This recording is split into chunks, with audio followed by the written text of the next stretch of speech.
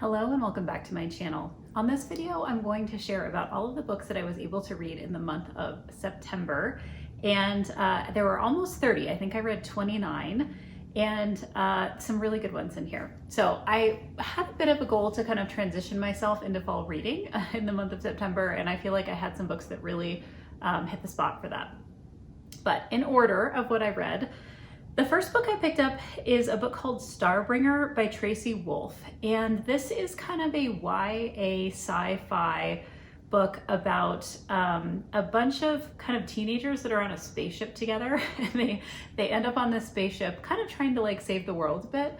And it was kind of one of those books where you had people who were representing kind of different like stereotypical personalities. Like there was a princess and there was a I'm trying to remember all the different characters. Like there was a thief and, you know, like these different kinds of characters. And I actually really enjoyed this. One of the first things I looked up was whether or not there was going to be a sequel to this book, because I definitely thought it would be something fun to check out.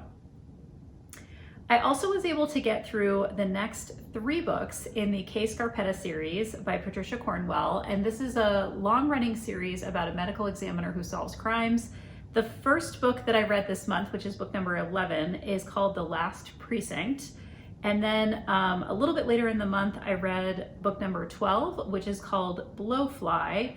And then very close to the end of the month, I got to the third book, which is called Trace, and that's number 13 in this series. So I am still on track to finish this by the end of the year. It's one of my annual goals, and I've been working really hard to try to stay on track with that. I also picked up a book called Blood SisterScribe by Emma Torres, and this is a book that a lot of people have been talking about having kind of like fall or Halloween vibes. It's about a couple of sisters who are protecting kind of these magic books that they've inherited from their father, and there's a bunch of kind of interesting side characters that end up coming into this story as well. I don't want to give too much away because I feel like it goes in a couple interesting directions pretty early on in the book. But this is a book that if you were kind of looking for something for Halloween vibes or something in the fall, I would definitely recommend it. I was also able to wrap up the Anne of Green Gables series in the month of September as well. So that was book number 6, which is Anne of Ingleside. And then a little bit later in the month, I read Rainbow Valley, which is number 7 of the Anne of Green Gables series. And then book number 8, which is Rilla of Ingleside, and that is about Anne's daughter. And I find this series of books to be so charming, and I kind of timed it because I wanted to finish it in the fall, or kind of like early fall. I thought it would be fun. But I just enjoyed revisiting the parts of the series that I had read before, but also there were several books in this series that I had never read before, and just it was really fun to try those for the first time. Okay, next up, I picked up a series of short stories by Ali Hazelwood. It is called Loathe to Love You, and some people call this the STEMinist novellas because these are STEM-based romance novels that take place kind of adjacent to academia or in academia. I sat on the couch and read this book in an afternoon. Each of the stories is about 100 pages long. I love them. I would totally read them again. I thought they were really fun. They were basically kind of like interconnected stories of 3 female best friends who met each other in grad school, and they all go off to have kind of their own jobs and lives and eventually romances. And it was just super fun. I really enjoyed that one. Okay, then I picked up a book called Chain Gang All-Stars, and this is by Nana Kwame Adjei-Brenyah. And this is a book that I guess what I would say is I feel like I should have warned myself more of how violent this book would be. It's basically about female prisoners who fight each other to the death. And so you might be thinking, you should have known, like you should have known that this would be pretty violent and heavy and intense.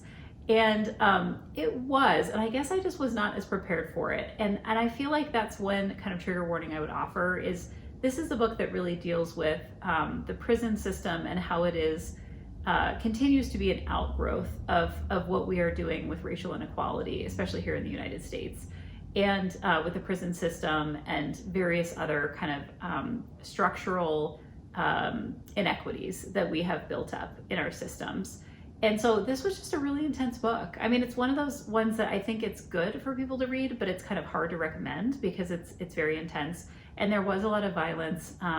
And I think this was one of those books that people don't always understand the ending either. Like I did go look up some reviews to see what people were interpreting the ending of this book to be, which is always, I think, kind of an interesting thing when the book ends and you're not quite sure what happened. So for what it's worth, I guess, enjoy it from kind of a literary perspective, a technical perspective of what the author was doing, but it was pretty tough in terms of topic. Okay, and in the other realm of kind of like, or in the continued realm of heavy books, I then picked up a book called The Quiet Tenant by Clemence McCallan. This is a book about a serial killer, serial killer, and it's told from the perspective of 3 women who are around him. One is the woman who is currently trapped in like a shed in his yard that he's been keeping her there. The second is a woman who has no idea that he's a serial killer and kind of wants to date him, someone who lives in town. And then the third is his daughter, who obviously has no idea that he is a serial killer. And basically what kind of kicks off the plot of this book is his wife, because there's a wife as well, his wife has died and her parents are basically kicking him out of their house. And so he has to move. And he has this woman in the shed that he also has to move. And the story kind of goes on from there. I will say that I got to the end of this book and I could have read another 200 pages from like various perspectives and just wanting to know kind of what happens next. I found it to be, as somebody who really enjoys like thrillers and mysteries, I really liked it. I noticed that somebody, I think, who blurbed it said, this is a book that's told from like first person, second person, and third person perspective, which is very hard to do from like a technical writing perspective. And they pulled it off. It was really well done. So another kind of heavy book that I picked up in September. Okay, then I had to have a palate cleanser, and I picked up Adam Grant's Originals, How Nonconformists Move the World. And one of the things that I always appreciate about Adam Grant's books is he does a really nice job of giving examples and stories from a pretty broad range of perspectives, you know, in terms of what he's really thinking about. This book was no different. I mean, I thought the examples were really good. I find that Adam Grant is an interesting scholar in that he has kind of bridged into kind of like secular or trade publishing and has a very scholarly perspective, but can kind of tell stories and give examples in a way that makes sense to people even outside of academia who are not doing the kinds of, or who may not be as familiar with the kinds of research that he's typically doing. So that was a fun one to dip into. Then I picked up one of my Alphabet Challenge books, which is called Only a Monster by Vanessa Len. And this is basically the plot of the book is a teenage girl finds out that she is a monster. And then she finds out that this boy that she likes is like a monster hunter. And if you are a person who likes kind of like time travel books and like kind of puzzle twist time travel, this would be a great book to pick up. I also think I was drawn to this book because it's a little bit kind of spooky-esque, and I was looking for something like that to transition into fall. And I think this would be a great one to pick up for that reason as well. Okay, then I picked up a book called The Multi-Life, Work Less, Create More, and Design a Life That Works for You by Emma Gannon. I recently stumbled across Emma Gannon's work. I had no idea who this person was, and she has a podcast, she has a couple of books, and this is something that I think somebody I follow on social media had kind of mentioned this person, and so I picked up this book. And it kind of reminded me a little bit about another book I recently read. I'm trying to remember the author. It's called Flux, and it's by April. I'll put the cover in the video so you can see it. I'm not remembering this author's last name. But they're very similar in that they're talking about kind of this concept of like career portfolios and how you build up skills and different like job experiences over time, over the course of your career. And all of these things can lead to what Emma Gannon calls a multi-life, where you kind of identify in lots of different ways because of your professional experience and your training. I love books like this. I think that they're just so fascinating. I love reading about career. I do a lot of coaching around career as a certified coach. And so this is something that I'm always kind of digging into. Okay, then next up, I picked up the latest book in the Temperance Brennan series by Kathy Reichs, and it is called The Bone Hacker. And this is a series that I'm basically caught up with. And so as new books come out, I just read the latest book. This is book number 22 in the series. So this is another long running series. And it is basically also about a medical examiner and someone who really deals with kind of bones. And actually the TV show Bones is based off of this book series. So if you're familiar with that TV show, this is what it was based off of. And in this particular book, the bones that she is kind of trying to figure out, she ends up flying to kind of a tropical, is it an island? I gotta look back here and see where she's at. Yeah, she's on an island, and basically there's a body that has been struck by lightning, and then there's like this unusual tattoo, and this is like very kind of standard for a Temperance Brennan book, that you have kind of these little clues that you're trying to bring together, and she's in kind of this tropical location. And typically these books take place between the United States and Canada, so this just kind of moved her into a different location. I enjoy this book. I will always kind of stay up to speed with Kathy Reichs' work. I just really enjoy it. Okay, next I picked up a book called Reframing Academic Leadership by Lee Bowman. This is a book that was actually recommended to me by a colleague, and it was on Audible as part of my Audible membership, my premium membership, but it was going away in like mid-September. So I listened to it one morning just because I wanted to kind of like get this off my list before it was no longer available to me.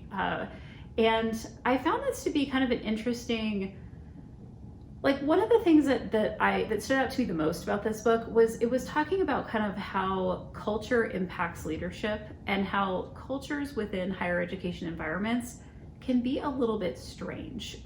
We have kind of these interesting dynamics around like tenure and other elements of higher education that can sometimes make our culture a little bit different in terms of like how leaders are needing to interact and communicate with their communities. And so that was just kind of an interesting thing to read about. I haven't read a lot of the leadership books I've read are typically coming out of industry. They're not always coming out of like a higher ed background. And so that was kind of interesting. Okay, then I picked up a book called The Measure by Nikki Ehrlich. And this is a book that I loved. It is kind of speculative fiction. The general idea is that people wake up one morning and they have these boxes outside their house, and they open the box and there's a piece of string, and the length of the string indicates how much longer you have left to live. And so all of the people in this society who are like getting these boxes are trying to figure out how to kind of cope and deal with having this knowledge. And some people look in their box and some people don't. And it starts to impact kind of societal laws and culture in really interesting ways. This was a book that I feel like this was definitely a 5-star read for me, and I've already recommended it to like 2 good friends of mine who I thought would really enjoy it as well. The next book that I picked up is called The Cipher, and this is the first book in the Nina Guerrera series by Isabella Maldonado. And I had not read this author before. One of the things that was kind of interesting about this particular book, it's kind of I would say kind of a standard serial killer novel, in that you have a serial killer and you have the girl who got away, and then she becomes an FBI agent, and then she gets sucked back into trying to find this guy who was never arrested, and he's kind of toying with her. I would say it was again kind of just standard. Like, I feel like the ultimate serial killer novel is like The Silence of the Lambs. I mean, it was just so good, and this book kind of had pieces of that, you know, in terms of kind of how it was structured, but it's not, I wouldn't say it's at that level of kind of Silence of the Lambs. However, I enjoyed it, and I would definitely pick up another book by this author. Okay, I also picked up the last couple of books in the Inheritance Games trilogy. Not a trilogy anymore. In my brain, I keep thinking it's a trilogy, but there's a 4th book. So the second book is called The Hawthorne Legacy, and then the 3rd book in this particular series is called The Final Gambit. And basic premise and plot of this series is that there is a girl who, as a teenager, comes into a billionaire's inheritance, and she doesn't know why. This is not somebody that she knows. And she starts engaging with this family of brothers who are also meant to be heirs, and then they don't inherit, she does instead. and she begins to kind of develop relationships with each of these brothers. And so the books 2 and 3 kind of continue on from the first book when we learn of her inheritance. And this is a series that involves a lot of like puzzles and clues, and like she's trying to figure things out with the brothers, which I really enjoyed and just thought it was really fun. Okay, then I picked up a book called The Puzzle Master, and this is by Danielle Trussoni. I had really high hopes from this book because it basically starts out with this guy who has a brain injury, and it makes him basically like a puzzle savant. Like he can see patterns in things, he becomes a puzzle designer, and he is called into this psychiatric ward basically because there's this woman who's been creating these puzzles, and she like puts his name down on one of them, and he goes to try to like figure out what's going on because she was basically accused of this murder. It was very strange. I mean, all of these elements, I'm like, I am here for this. Like, this is super interesting. The book, I would say maybe 20% in-ish, takes a weird turn. And there were just all kinds of things that came into the plot and like, and kind of like deep dives. I don't want to give too much away, but I will say there was kind of this emphasis on dolls that I just did not understand. And I ended up just like being kind of disappointed by this. Like I felt like it started out with such an interesting premise, and I was like so excited to see where it would go. And then it just took this like turn, and a couple weird turns. And I was just kind of like, I don't know what's happening here. So if you are interested in kind of the premise of that, and also if you enjoy dolls, maybe you should try this book out. But I feel like it was kind of a mess, which was disappointing because I had really high hopes for that one. Okay, next up I picked up Ali Hazelwood's Love on the Brain. So I read a couple different Ali Hazelwood books this month. And Ali Hazelwood, as I mentioned, writes STEM-based kind of academia romances. And this is the story of a woman who goes to work at NASA. She has a former flame, I guess I would say, who's working there too. And they are basically working themselves toward having a relationship again. And of course there's obstacles that kind of get thrown in their path. I really like this one. I feel like the first book in this series of her, it's not really a series, but the first book in her kind of themed STEM romances was also very solid. Part of the reason I read this one is she has a new book out called Love Theoretically that I also want to be checking out as well. So I'm kind of working my way through her backlist. Okay, then I picked up another Alphabet Challenge book. It's called Once Upon a Broken Heart by Stephanie Garber. This is a book that I had heard a ton of really good things about. I was really kind of curious about if I would like this. There's a series, so I was kind of like ready to jump into this series. Something I am learning about myself, and I picked this up over several different things I've tried in the last year or so, is I really don't connect with books that are like fairy tales. Like when you have a fairy tale book, sometimes they're quite good and I can tell that they're good, but I just don't like them as much. It's not something that I personally enjoy. I like other kinds of fantasy books, but just not really fairy tale books. And this one was very squarely a fairy tale book. And so I don't know that I would continue the series. But basically the premise of this is you have a woman who is in love with someone who's going to marry someone else. And she goes to this kind of fate to try to get him to help her to like intervene in this situation. And he says that she has to have 3 kisses, not necessarily with him, it could be with other people. And that's kind of the deal that she makes with him. And so there's kind of this series of events that kind of happens throughout the book. But she has like a stepsister who's marrying this guy that she's kind of interested in. So there's all these kind of like fairy tale tropes that kind of come into the story. And I don't know, it wasn't bad. It's just not my thing. And that's kind of what I'm realizing is that fairy tale stuff is just not really my thing. Okay, then I picked up another Alphabet Challenge book called On Rotation by Shirlene Abwobi. This is a book that people described as kind of like a Grey's Anatomy kind of romance. It takes place in a medical setting. This woman is in medical school as her residency, and she kind of starts to encounter this man that she has feelings for, and they start to kind of have a relationship. I will say I got maybe about 60% into this book, and I will just admit I started skimming it to just kind of like see what was generally happening with the plot, but I was not really interested in finishing it, but because it was an Outfit Challenge book, I pushed through. So I'm not gonna DNF, do not finish a book that's an Outfit Challenge book. But here's the thing that really kind of bothered me about this particular romance. There was a lot of game playing, particularly with the male character, that just felt, I mean, it was real, I guess, and that like people play games with each other in real life, but it just felt like so over the top in terms of like their lack of communication and the way that this guy was kind of like yanking this woman around. And she's clearly like this incredibly smart, talented, capable person. And like this romance just, it didn't make sense to me. And so when I got, a little over halfway in, I was like, okay, let me just kind of see where this goes.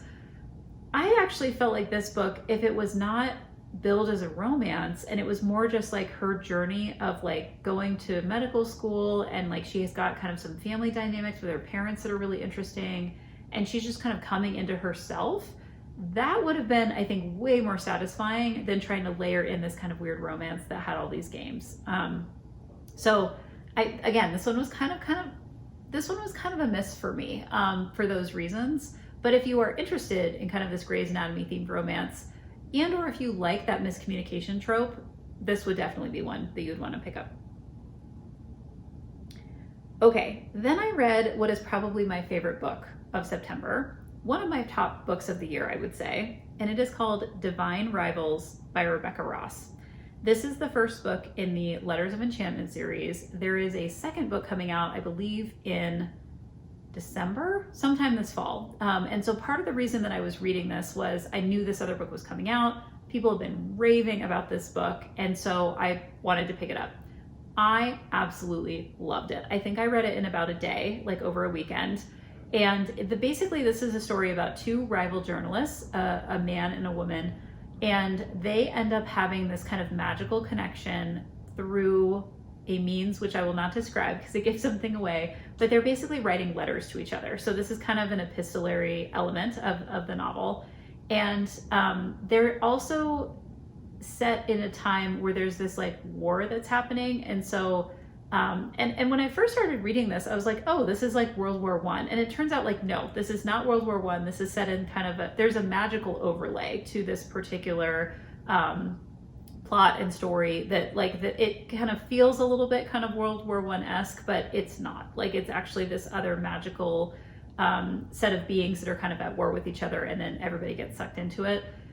I loved this book. I thought it was so interesting. I found it to be so compelling. I will absolutely pick up book 2. I bought this one on audio, and I'm so glad I did because I would definitely read this one again. Okay, then I picked up The Paris Apartment. This is by Lucy Foley, and it is the story of a woman who goes to stay with her brother in his apartment, and then he's not there, and he's missing, and she's trying to figure out what is going on. I thought this book was actually a wonderful book for like October spooky time of year. Like if you're looking for something that has that kind of ambiance to it, it's very kind of, there's a little bit of noir in there as she's trying to like figure out what's going on. There's a lot of like creepy characters. I didn't feel like I could trust anyone in the story of like what was happening with this brother and her and, the people who are around them. And there were a lot of kind of cool reveals that happened, I would say starting at maybe like the 60% point onward throughout the book. So I could definitely recommend this one. And I think, I'm trying to remember if I've read other things by this author, and I'm not sure I have, but I would definitely pick up something else by this author. Okay, then I picked up a book called Pack Up the Moon by Kristen Higgins. I'm not normally a crier with books. I cried at the end of this book. So I will just warn you, it's very emotional. It is the story of a man whose wife dies, and she writes him these letters to help him get over her, basically. And she gives him these little tasks to do every month to get him back on the right track. One of the things I did not realize going into this book, and you find out pretty early, I don't think it's a spoiler, is that he is autistic. And so he is struggling at a whole other level to try to interact with the world following the situation with his wife. And she was really supporting him in all kinds of ways. And so you start to see that in terms of what's happening with the letters and how she's kind of encouraging him to do things. And basically does exactly what she tells him to do. And it makes sense because he's kind of following those instructions, from her. like I said, I loved this book. I thought it was great, but it was super emotional at the end. So if you're looking for a book that will give you a good cry, this could be one of them. And like I said, I'm not typically a crier with books. It happens very rarely for me, maybe like once a year, and this was that book for me. Okay, then I picked up another Alphabet Challenge book called Una Out of Order. This is by Margarita Montemor, and it's basically the story of a woman who every New Year's Eve, she wakes up and in the new year, and she's in a different year of her life, and it skips around like randomly. So like one year she'll be 45, and the next year she'll be 27, and the next year she'll be 35. And in the very beginning, this is very discombobulating for her. And you have to kind of let a lot of things go. I don't know that this was explained very well, and we don't have a clear idea of like why this is happening to her, why she remembers certain things, why she doesn't remember other things. Like you have to kind of release some expectations, I think, around that. The other piece that I found a little bit challenging with this book, although I loved the structure of it, like I found it to be highly creative, and for that reason alone, I was willing to kind of rate it a little bit higher in my mind. But I felt like the main things that this woman's experience were hinging on were relationships that she had with men in her life, like romantic relationships. And there's a mother character and there's some other things that happen, but I felt like every year she landed in, it was all about like whatever romantic relationship she was in at that time. And I just find that books sometimes, especially books that are more like literary fiction and they're doing kind of some interesting things, you know, this wasn't necessarily billed as a romance. And I feel like you could definitely see how you could expand this character outside of those primary relationships that she's having. But kind of from that technical aspect of doing all the jumping around in time and things like that, I really enjoyed it and thought it was really fun.